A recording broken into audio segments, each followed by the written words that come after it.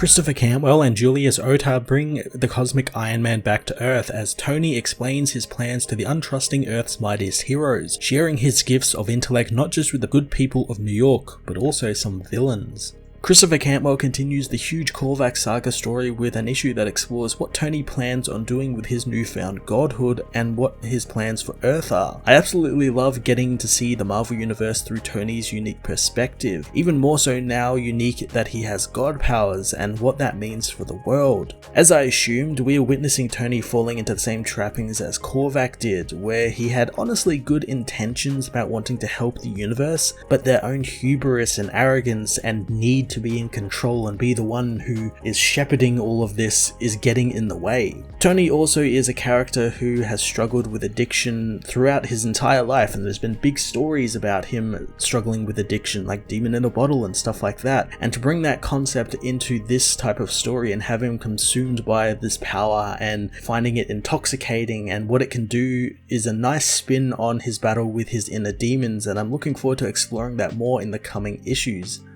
Julius Ota subs in for Cafu this issue, and honestly it just took me a couple of pages to realize the book had a new artist. Julius, much like the other artists who have subbed in for Cafu throughout this series, have done a really good job complementing Cafu's artwork and keeping it all really consistent, and Julius's work here was really quite great, and I love how he portrays the towering cosmic Iron Man throughout the issue, just the sheer size and kind of selling that whole godhood in a human being deal that Tony has right now. It's so damn good. Iron Man issue 16 was another amazing issue in Cantwell's sprawling saga, examining the world via Tony's now warped and power-hungry view, and what chaos he has brought forth while giving his intellect to every living being in New York. I'm going to give this issue a 10 out of 10.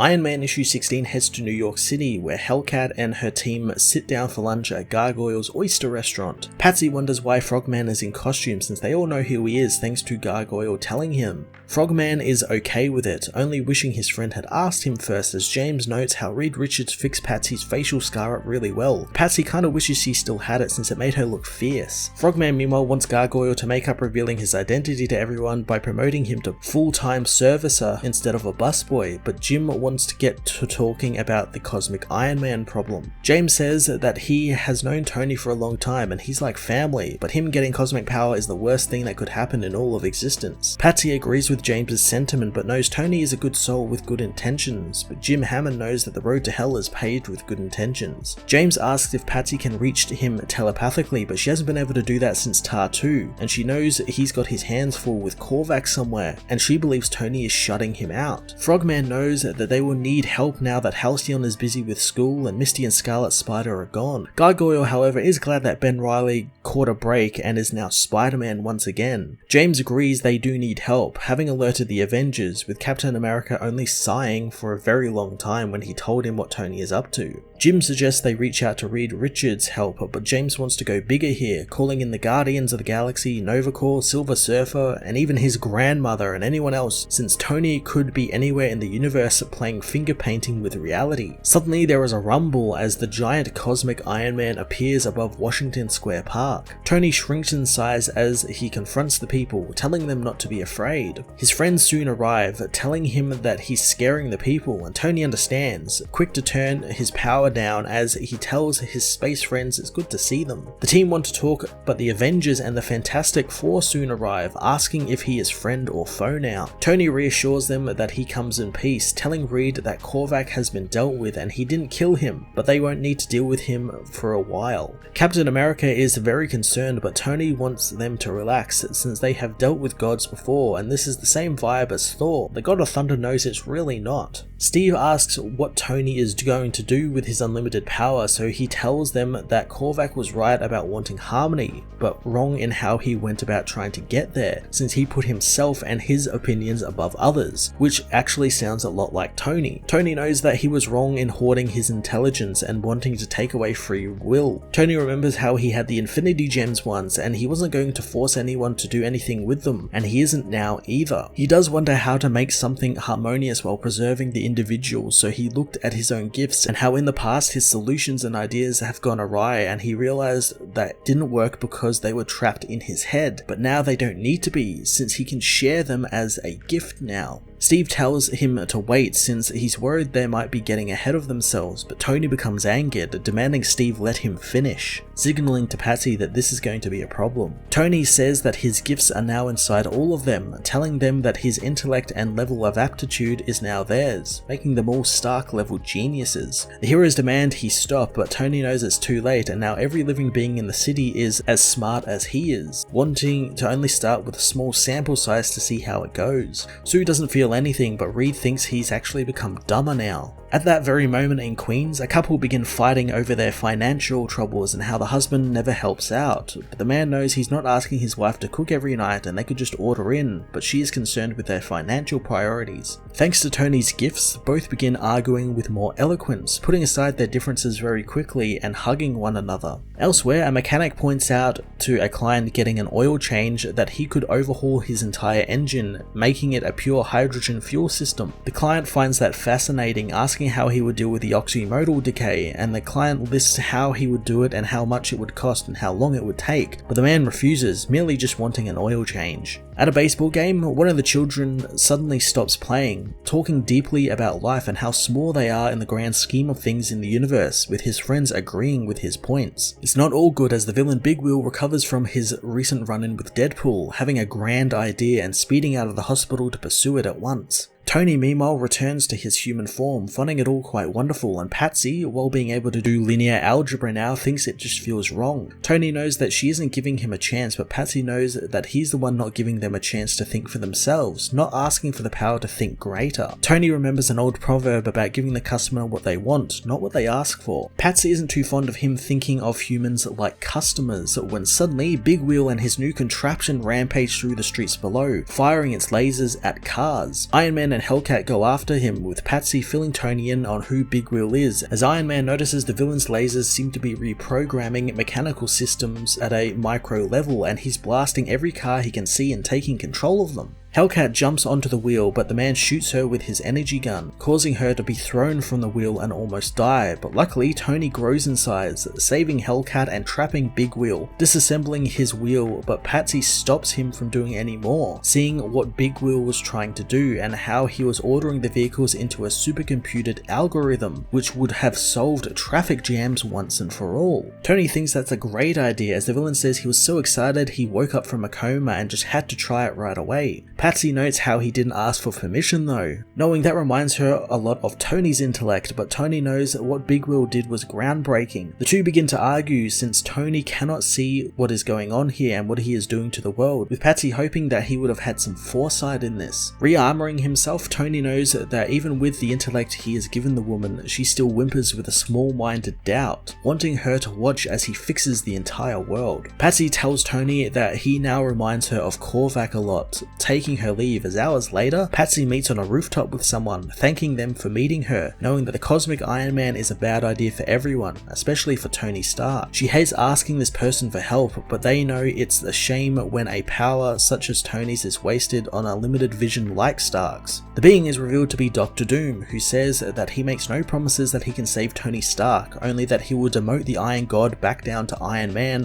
one way or another.